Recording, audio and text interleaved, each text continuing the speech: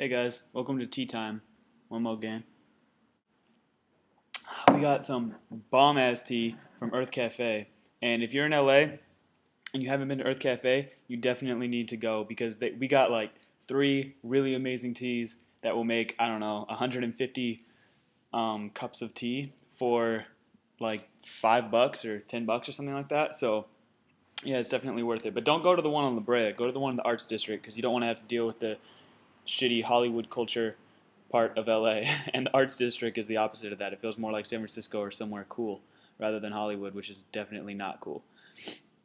Coming from an artist point of view, at least. Anyway, so I got a question the other day. I think it was from Right Again on Tumblr. If I'm wrong, then I will put an annotation with your real name and a detailed and personal apology.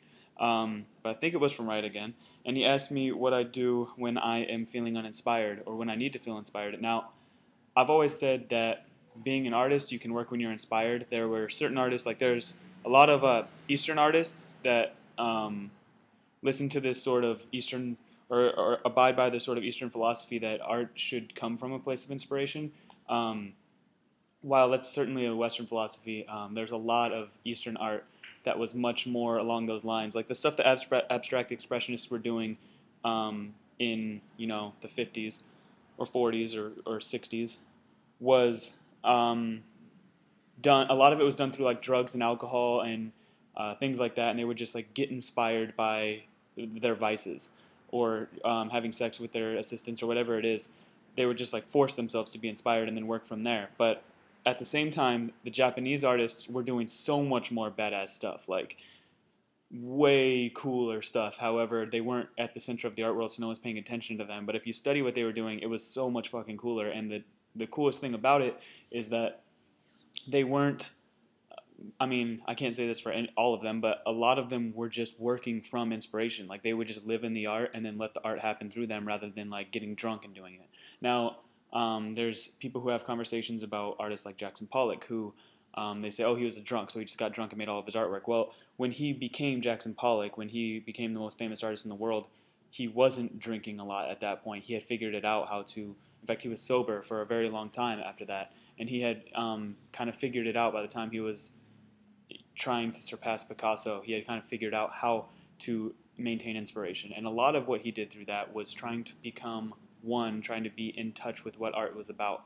And I feel this huge connection. I want to say it's a connection. It might just be this parallel feeling between art. And I've always felt that connection between art and women. So women is, for me, one good way to draw inspiration. It's caused a lot of problems in my life, but it's caused way more good than bad. So women is one good way to do that, or just people you love in general. But another huge thing for me is the things that interested me when I was a child. Because you get older and you lose your self-assurance. And as I've gotten older, I've realized that I'm not as invincible as I thought I was. And when you're a kid, you absolutely think you're invincible. You might not think it. If you're a kid right now, you might not think that you think you're invincible. But you do.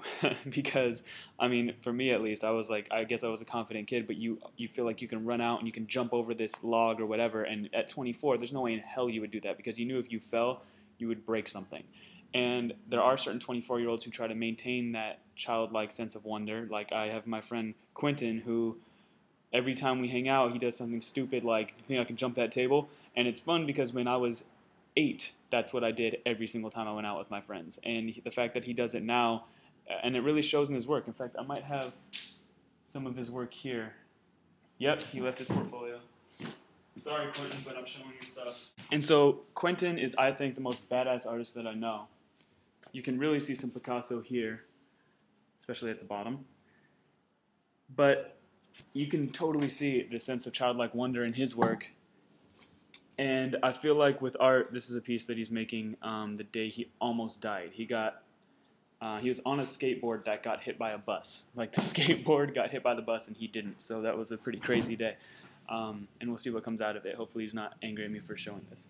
But I feel like trying to find things that you loved when you were a kid and having fun with those is something really important. So for me personally, when I'm trying to find inspiration, the things I like to do are like play with Legos or watch something about Star Wars or play video games, Minecraft is really, really good for that. When you're trying to find inspiration, just go do something in Minecraft. It really doesn't matter what you do. Like lately, I've been building a sinkhole, and all I'm doing is just knocking out block after block after block, and it's just the most mundane thing. But I just put on some music and just knock stuff out in Minecraft, and it's a blast. Um, it's like Legos on crack. That's what I think of Minecraft to be. And then another huge thing for me is sports. So one really cool thing about having DirecTV is that the NBA Network plays old basketball games from the 90s when I was growing up and when I was deciding when basketball was teaching me so much about life and I was deciding what I wanted to do with my life and I was learning all this stuff about life from basketball. I get to go back and watch those things. I watched a lot of Bob Ross and Mark Kistler when I was a kid. I don't know if you guys know who Mark Kistler is, but he was amazing. He was like the kids' version of Bob Ross. So lately, I've been watching a lot of Bob Ross. Um, Movies, games, comic books, anything that you liked when you were a kid, it's really, really easy to draw inspiration from that because that's when you were a kid and you were just doing it for fun and being inspired because that just comes with fun. Those are the things that you should be looking toward. On a similar note, I don't know why I'm talking so fast. I think it's because I'm trying to get back to the stuff I'm painting. Calvin and Hobbes, another good thing. I'm painting Calvin and Hobbes shoes right now, and that put a lot of inspiration into my life. Dragon Ball Z, Powerpuff Girls. I've been watching a lot of those. Cartoons, man, cartoons will inspire the hell out of you. So that's that. And on a similar note, speaking of football or sports, because I watch a lot of football while I paint, um, I'm watching this. I have it recorded, but the Sunday night game, which is the New York Giants and Philadelphia, gave me an opportunity to root for Philly because I never get to, and I love Deshaun Jackson, and I need the Giants to lose. So I still don't know what happens because I mean I want the Giants to lose so that the Cowboys can win on Thursday against the Dolphins, who are on fire right now, and hopefully be the number one in their division. So it's really fun to watch. And Sunday night football games, I don't know what it is, but they always put a lot of tension into the game somehow, and it becomes a really, really great game.